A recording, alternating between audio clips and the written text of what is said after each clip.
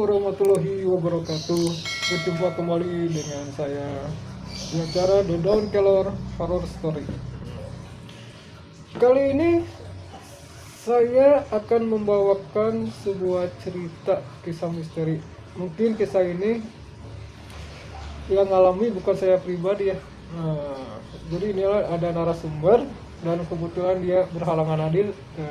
Oke pemirsa The Dawn Keller, simak terus video ini sampai selesai ya. Awal cerita, teman saya ini bekerja di suatu perusahaan konstruksi. Kebetulan dia dapat tugas dari kantornya untuk memasang sebuah interior di sebuah rumah sakit swasta yang berada di Tangerang. Nah, pada saat itu teman saya ini berangkat berdua ya. Dia berangkat pada pukul 10 siang kalau nggak salah dari Bandung menuju Tangerang menggunakan kendaraan mobil pribadi ya. Setelah persiapan untuk apa aja barang-barang yang akan dibawa, langsung mereka pergi dari Bandung jam 10 gitu kan. Pada saat di perjalanan tidak ada hal yang aneh karena mereka sudah terbiasa kan pergi dari Bandung ke Tangerang kan. Di lokasi sekitar pukul 3 sore karena rencana pekerjaan ini dikerjakan pada malam hari karena kalau siang hari dia tidak dapat izin dari pihak yang mempunyai gedung ini gitu ya. Pada saat mereka tiba pukul 3, mereka menunggu di parkiran sambil mempersiapkan barang-barang alat apa saja yang akan mereka kerjakan gitu, mereka persiapkan. Kebetulan pada saat itu atasan dia kan sedang ke dalam untuk berkoordinasi dengan pihak tertentu untuk dapat kapan ini dikerjain gitu kan atau dilaksanakan. Kebetulan pada saat itu teman saya ini rencana mengerjakan memasang papan nama atau papan arah petunjuk. Semua barang udah dipersiapkan dari papan, dari besi, dari apa saja untuk yang berhubungan dengan papan nama. Jadi dia tinggal memasang. Cuma karena bangunan ini sebuah rumah sakit, jadi kita menunggu aktivitas di rumah sakit ini udah berkurang dan melihat situasi. Nah, dapat informasi dari koordinasi rumah sakit, kita dapat memasang sekitar jam 9 malam. Kebetulan yang kita pasang adalah kebetulan lokasinya di lantai 3 atas. Kebetulan lantai 3 itu berdekatan dengan ruang operasi besar. Dan saya tahu kan masih banyak papan nama yang belum terpasang, jadi kita tidak akan menyebutkan apa aja yang saya lihat. Ruang operasi terus ada apa? Ruang nunggu pasien. Tiba pada pukul jam 9 malam, teman kami itu dengan atasannya bergegas naik ke lantai 3 sambil membawa peralatan-peralatan apa yang akan dipasangnya. Dari jam 9 gitu kan, dia membawa roll kabel yang untuk memotong, otomatis dia memberikan listrik kan. Dia masuk ke ruang penunggu pasien. Kebetulan di situ ada tempat colokan arus listrik. Kebetulan di ruang pasien dia tidak menemukan seseorang pun karena sepi ya. Jadi akses ke ruang pasien itu kebetulan dekat tangga ke lantai 2. Jadi siapapun ya orang akan melintasi koridor itu. Jadi bisa terlihatan karena kita di jalannya di setelah lantai 2. Jadi lantai 2 naik, jadi otomatis kita bisa melihat ke berbagai arah. Dan orang-orang yang lalu lalang juga pasti melewati tempat kita bekerja. Pada saat kita mengerjakan, tidak ada hal yang aneh sampai jam 12 malam. Oh iya, kebetulan hari itu hari Kamis malam Jumat. Karena teman saya ini orangnya lempeng atau biasa aja, jadi dia tidak ambil pusing kalau ada apa-apa yang kejadian aneh. Walaupun sebelumnya Satpam pernah bercerita banyak kejadian hal-hal yang aneh yang ada di sini, tapi teman saya tidak menggubrisnya gitu. Tiba pukul 1, pekerjaan udah beres. Atasan teman saya itu bergegas turun ke bawah mengambil plastik tujuannya atau berkoordinasi dengan yang itu kan. Nah, teman saya satu ini namanya Cahaya Asep sedang merapikan atau membersihkan lantai yang kotor dengan cara menyapu. Nah, setelah 15 menit menunggu, teman saya ini Asep ini merasa ada yang janggal karena atasan saya kok gak pernah naik lagi ke atas, kemana dia gitu kan. Lalu dia berencana turun ke bawah sambil mencari plastik. Atau pada saat tiba ke bawah, dia bertemu dengan temennya yang ada di lantai 2. Dia kaget. Nah, teman atasan saya berkata, kamu kemana aja, kamu nggak dengar? Saya tadi teriak-teriak manggil kamu gitu kan. Wah, kapan Pak Anda manggil saya? Saya tidak dengar dan gak ada seorang pun yang ada di sana. Tadi saya ngeliat kamu lagi bersih, saya panggil, tapi kamu nggak nyaut-nyaut. Nah, sesudah itu mereka berdua tidak ambil pusing kan. Teman saya lalu bergegas ke bawah ngambil kantong plastik dan kembali ke atas untuk bebersih membereskan kotoran-kotoran itu. Nah, pada saat dia mau bersihkan, dia ketemu dengan satpam gedung itu dan bercerita bahwa kemarin malam jam 3 kemarin siang ya, jam 3 sore pas kita kebetulan datang ada pasien yang meninggal. Gitu kan. Terus dia cerita lagi tadi juga ada yang meninggal jam 2 subuh. Nah, karena teman saya orangnya lepon, dia oh sakit Pak atau gimana kan, dia jawabnya biasa kan. Nah, dia sakit gitu kan. Nah, sesudah itu satpam menanyakan udah beres semua Pak, udah Pak, sekarang kita mau ngerapiin, mau turun ke bawah, ya udah tuh silakan lanjutin, itu kata Pak satpam ya. Nah, teman saya itu baru teringat dengan ucapan Pak satpam itu karena dia merasa pada saat dia waktu saat bekerja dia memotong besi kalau tidak salah, dia melihat ke arah ruang tunggu pasien. Dia baru teringat, dia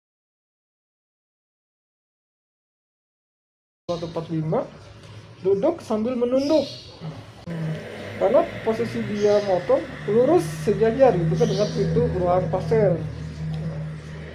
Nah, dia nggak ambil pusing, dia nggak berpikir yang aneh-aneh, dia melanjutkan aktivitas. Selang 2 menit kemudian, waktu dia menengok ke arah tersebut, dia kaget tidak ada lagi seorang ibu itu. Mungkin dia berpikir si ibu tidur atau keluar. Walaupun keluar dari bangunan ruangan itu, otomatis melewati tempat dia bekerja. Soalnya nggak ada jalan lain kan. Dia ngambil pusing. Pada saat dia sedang motor, dia hendak mencabut saklar atau listrik di ruang itu. Dia lalu datang menghampiri ruangan itu masuk. Alangkah kagetnya, dia pas melihat di ruangan itu tidak ada seorang pun yang berada. Dia kaget, dia bergegas ambil colokan listrik itu buat nyabut, buat ngerapiin kan. Pas dia berbalik, datang ibu-ibu dengan seorang anak gitu kan. Permisi Mas, mari Bu. Dia duduk di ruang tunggu pasien. Ternyata dia menunggu seorang kerabatnya yang masih sakit gitu kan. Teman saya berbahasa basi gitu kan, ngobrol bentar gitu kan. Nah, dia gambil pusing, masih dalam rasa kaget, dia langsung bergegas merapikan semua peralatan yang ada di lantai 3 sampai tidak ada yang tersisa kan, sampai bersih. Lalu dia turun ke bawah ke lantai 1 ke parkiran dan ketemu dengan atasannya. Sambil dia bercerita tentang apa yang dialami, atasan saya bertanya, mungkin kamu halusinasi lah gitu kan. Kemudian atasan saya bilang, coba saya ukur lagi di lantai 1 di ruang dekat jenazah itu ukurannya segimana. Nah, teman saya langsung bergegas ke sana mau mengecek lokasi yang mau dipasang juga. Dia masuk ke ruang jenazah dan dia tidak merasa yang ada yang aneh karena di ruang jenazah itu emang kosong, nggak ada apa-apa, ada juga perawat dan penjaga. Pas dia mau hendak keluar, dia bertemu dengan beberapa orang perawat dan suster yang mendorong roda keranda yang buat meninggal. Dia kaget karena bertemu di pas pintu masuk, sedangkan dia mau keluar. Dia melihat jelas ada jenazah yang ditutupin kain putih gitu kan, kain putih dan masih pakai baju lengkap. Nah, sekilas dia melihat ke sampingnya karena tidak tertutup semua, lengannya kain baju putih. Kayak ada gelang apa, masih ada aksesoris gitu. Dia kaget, dia merasa itu mirip dengan ibu-ibu yang dia lihat tadi waktu di ruang tunggu. Nah, dari situ dia berpikir, mungkin itu kebetulan juga, gitu kan. Nah, setelah pekerjaan itu beres, semua beres, dia bersama atasannya atau temannya bergegas merapikan semua barang-barang dan hendak kembali ke Bandung ya. Sebenarnya beres ngerjain itu sampai jam 2. Jam 2 mereka berdua keluar dari gedung itu langsung ke penginapan menunggu pagi. Istilahnya dia berharap ke Bandung itu mungkin siang jam 12-an, jadi tidak terlalu capek. Tiba di penginapan, kebetulan teman saya ini tidak bareng tidurnya, jadi istilahnya satu kamar satu orang. Pada saat dia berkaca di toilet mau hendak mandi, dia kaget, dia melihat di depan cermin itu merasa bukan dirinya karena mukanya agak beda.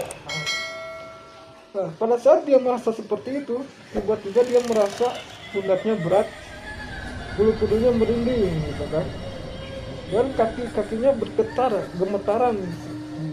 Mungkin dia berpikir saya sakit atau gimana gitu kan, langsung dia tidur. Pas saat dia mau tidur, baru 5 menit terpejam mata, dia mendengar seorang perempuan memanggil gitu kan, tapi tidak jelas. Dia kaget, masa di hotel atau di penginapan memanggil kan. Dia tidak hiraukan, dia diguguskan sampai dia tidur pulas dan bangun. Menurut dia bangun jam 8 pagi lah.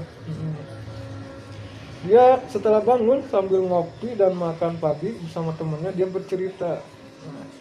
Temennya hanya tersenyum, kalau saya tidur aman-aman aja kok, nggak ada masalah gitu kan.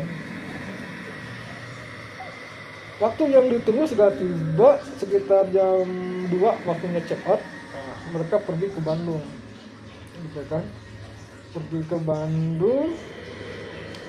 Ada yang aneh, sebelum dia ke Bandung, dia balik lagi ke gedung itu untuk mengerjakan sesuatu yang ketinggalan karena dia ditelepon dari pihak gedung itu. Ini ada yang tertinggal yang belum dikerjain. Balik lagi ke lokasi kan, karena dari penginapan ke lokasi jaraknya cuma 30 menit lah. Beres dari situ sekitar pukul 4 sore. Yang tadi rencananya siang mau pulang, jadi tidak jadi kan. Dan jam 4, dari sesudah jam 4 lebih dia bergegas meninggalkan lokasi itu kan.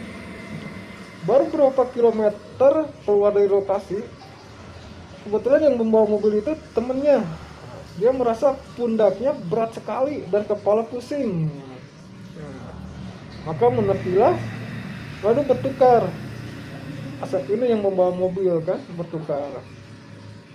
Dia bawa mobil, langsung istirahat bentar, mereka makan kan.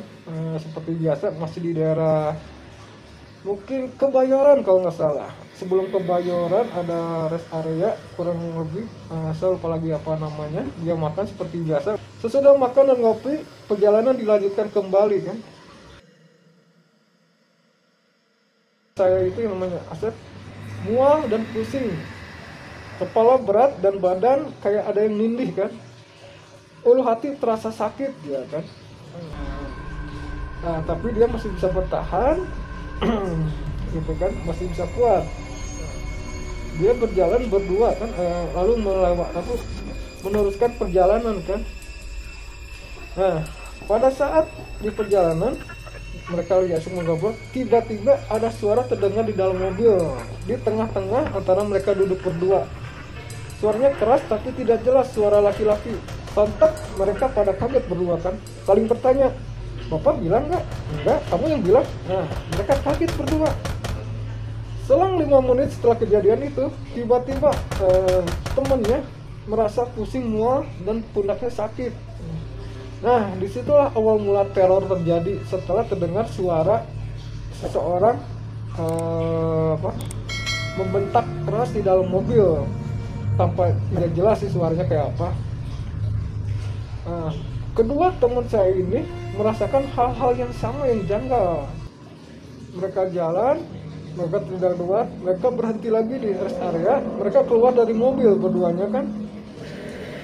Mereka berdua meniat istilahnya menenangkan, dan anehnya pada saat mereka menepi terus keluar dari kendaraan, yang mereka rasakan sakit, mual, pusing dan segalanya hilang tiba-tiba. Mereka fresh, mereka segar seperti biasa. Mereka berdua saling menatap, ada apa ya?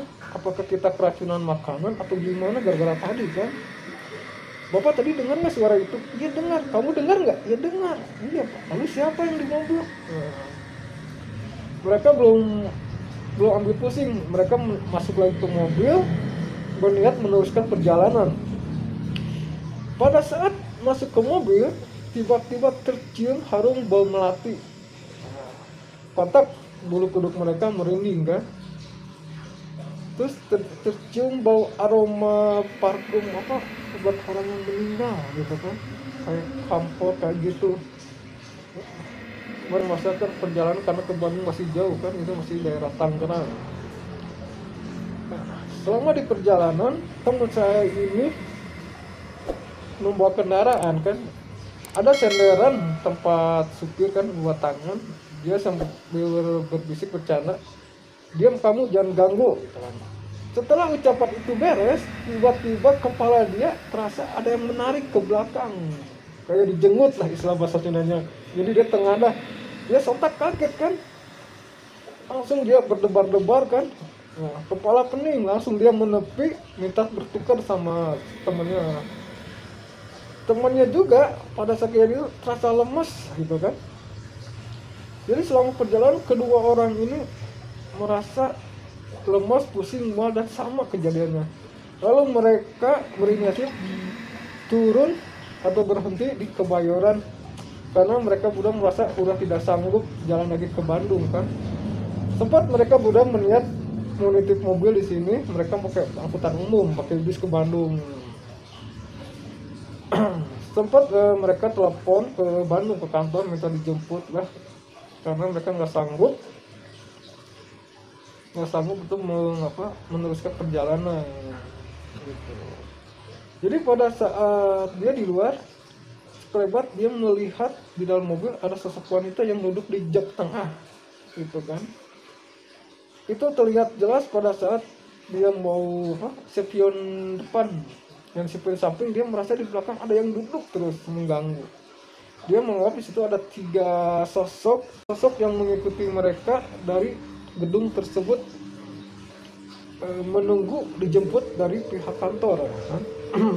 Dia diam di situ sambil ngopi, dia ngobrol seperti biasa, adanya dia badannya sehat seperti biasa, tapi dia tidak berani melihat mobil yang dia parkir. Jangankan untuk membuka pintu, mendekat pun mereka takut. Akhirnya teman yang ditunggu yang dari kantor sekitar pukul 1 kalau misalnya 1 dini hari, karena mereka telepon ke mereka jam 9 masih ada di Tangerang kan. Tiba setelah ngobrol-ngobrol ya sudah kan kita sistem menarikan itu berdua gitu kan. Yang satu di mobil yang satu lagi, yang satu di mobil yang satu, jadi saling sulit istilahnya kan. Nah, yang lebih parah ini yang Asep ini, dia pakai di mobil yang dianggap takut. Dia ditemani sama seseorang yang dari Bandung gitu kan. Nah, perjalanan dilanjutkan dari Kebayoran gitu kan, melewati jembatan layang yang panjangnya 50 km itu yang tembus itu. Dan teman saya berkata yang dari Bandung itu, kamu masih sanggup? Sanggup Pak katanya. Pak, saya merasa kaki saya dingin, tangan saya dingin, beku gitu kan, mata saya kabur gitu kan, dan badan saya sesek selama perjalanan Pak gitu kan. Terus si temannya itu yang datang dari Bandung berkata, coba bertahan setidaknya sampai rest area berikutnya. Nanti kita di rest area berikutnya, tepatnya di Karawang, kita coba bersihin semuanya. Alhamdulillah sampai di Karawang. Sebelum nyampe Karawang, kebetulan mobil kita posisinya ada di depan. Teman saya yang satu lagi di belakang. Teman saya yang di belakang, yang di mobil satu lagi, melihat ke mobil kita atau ke mobil Asep itu ada 3 orang, padahal di sana cuma ada berdua. Kenapa bilang gitu? Mereka bercerita pada saat kita udah nyampe di rest area kan. Mereka kaget, itu siapa yang di belakang gitu kan. Nah, Asep ini juga merasa, karena dia yang bawa mobil, dia merasa di belakangnya ada sosok gitu kan. Nah, setelah mereka istirahat di rest area Karawang, saya lupa lagi rest area berapa, mereka melanjutkan perjalanan ke Bandung. Nah, alhamdulillah dengan berbagai cara sama kebetulan teman kita ini yang dari Bandung agak ngerti, agak paham tentang dunia kayak gini. Selepas kita keluar dari Karawang, rest area Karawang, semua baik-baik aja, tidak ada masalah, tidak ada rasa berat, yang ada mungkin hanya capek aja karena perjalanan. Sampai ke Bandung, alhamdulillah 2 mobil lancar, nggak ada masalah, nggak ada teror apapun. Istilahnya dari Kebayoran ke Karawang mungkin tidak terlalu jauh, tapi rasanya agak lama. Nah, sempat teman saya bercerita mobilnya hampir nabrak pembatas jalan karena dia merasa jalan itu berbelok, padahal kalau kita lihat lurus gitu kan. Sampai ke Bandung, alhamdulillah semuanya baik-baik aja kan.